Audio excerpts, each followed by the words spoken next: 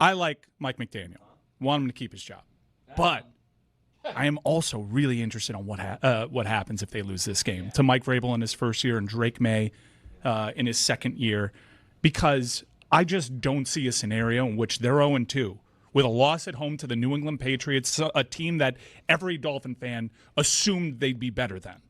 Someone has to go. Can I make the argument, though, if we lose this game to the Patriots, that's it on the season, we want the first overall pick. You almost want to be bad. Ooh. You keep McDaniel and just yes, this is bad. This is why I think the move is you get rid of Tyreek Hill. Because maybe you could argue get rid of Greer because we can keep things moving. We don't need a GM all that much. There's no way Ross does that. Let me just I do want to say to you guys, I understand that when something looks like this and feels like this, you're going to go straight to the top of the food chain and blame.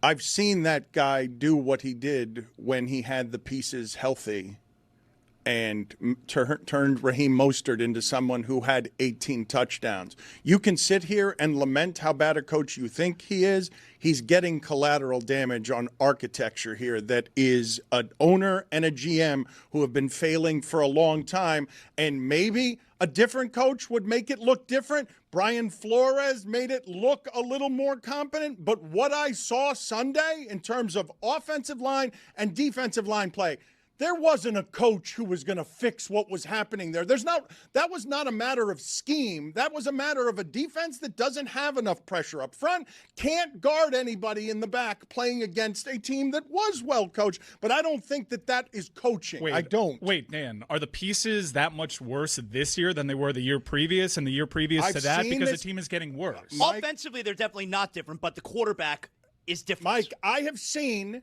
this coach put together a scheme of bandages when some of the pieces are healthy, Tua and Hill chief among them, and you see that the offense does things. And again, Mostert scores 18 touchdowns. Dan Le Batard, no one on this show was more on the record about liking Mike McDaniel. He is not without blame. The things that you're mentioning. I'm not saying he's without blame. I'm just saying that he's not the top of the list. He's just the top of the organization. So that's where the blame will go. I think the scapegoat, the obvious one here is Tyreek Hill.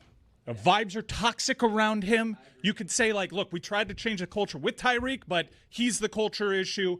And it's the one guy, even Greer, maybe.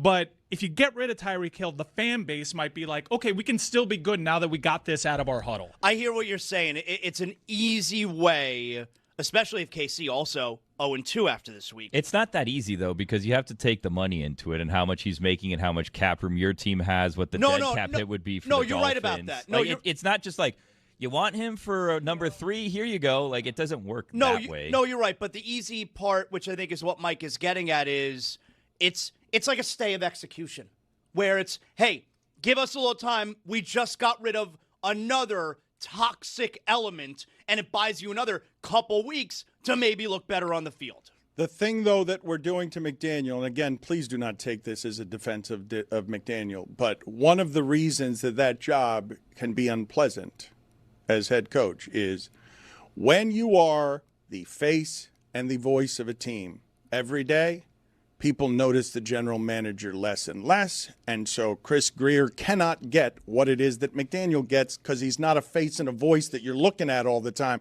but he's more responsible for what we're presently witnessing than the coach. I've seen this coach be good, and you can say that he's since been addressed or undressed or that he can't make adjustments to the adjustments the moment that his quarterback's head scrambled or his receiver's a little bit slower, but I've seen him score 70. I've seen the offense look like it's never looked. I've seen Mostert put up 18 touchdowns as a pretty disposable running back, and so I'm not going to say that he's the top of the blame here. But, Chris Grier can take credit for that. Tyreek Hill can take credit for scoring 70 points. I've seen them all individually and collectively be good at the exact same time, but if they fall to 0-2, someone must pay.